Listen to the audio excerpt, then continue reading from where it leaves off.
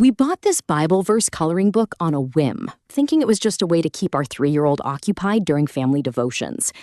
We never, ever expected that 30 days later, she would introduce herself to our pastor as a God-Given Superpowers graduate. This simple coloring book didn't just keep her quiet, it completely transformed our family. You have to hear how. Does this sound familiar? You're trying to have a peaceful moment of family faith, but it feels more like you're trying to wrangle a tiny, snack-obsessed tornado. That was our reality. My husband and I would attempt to read a Bible story, and our daughter would be climbing the furniture, demanding goldfish crackers, or dissolving into a full-blown meltdown. We desperately wanted to build a foundation of faith in her, but most nights just ended in total defeat. We tried it all. Animated Bible stories, puppet shows, even acting out the scenes ourselves. Nothing worked. We felt like we were failing at the single most important job we have as parents. So out of sheer desperation, we bought a 30-day Bible verse coloring book, hoping for maybe 10 minutes of peace. We had no idea those 10 minutes would change everything. Honestly, we thought we'd just bought ourselves a few quiet moments. We had no idea we were about to see a concept click in our toddler's mind in a way we never thought possible. The first page had one word in huge letters, chosen, with a verse from Ephesians. She started coloring, and for the first time, she was silent, focused. But the real shock came later when she patted my arm and said, "Mommy, God chose you before the world began." My husband and I just stared at each other. A few days later, the page was one of a kind from Psalm 139. The picture was a giant fingerprint. We showed her how to press her own thumbprint onto the page, and she just stared, mesmerized. This massive, abstract idea, her unique God-given identity, was making sense to our 3-year-old because of a simple, hands-on activity. But as incredible as this was, it was only the beginning.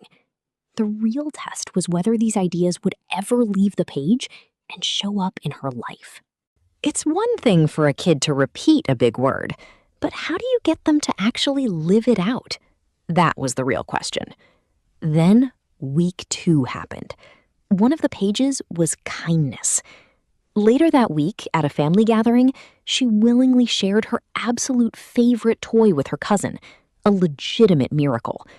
When her aunt praised her, she puffed out her little chest and announced, "I'm a kindness superhero." The coloring page had become her reality. But the moment that truly took my breath away was day 11, forgiveness. After a classic toddler tantrum, instead of the usual standoff, she came to me holding the coloring page, telling me she needed the forgiving superpower. That picture led to a 20-minute conversation about saying sorry, a talk that would have been impossible a month earlier. Some pages even had QR codes for songs, and suddenly our mornings were filled with her superpower songs instead of cartoons. It was no longer just a coloring activity, it was weaving itself into the fabric of our family. After 29 days of these small but stunning changes, we reached the final page, World Changer. It had a little certificate you could cut out, and we made a huge deal of it, framing it on her wall with her very own graduation ceremony. She was beaming.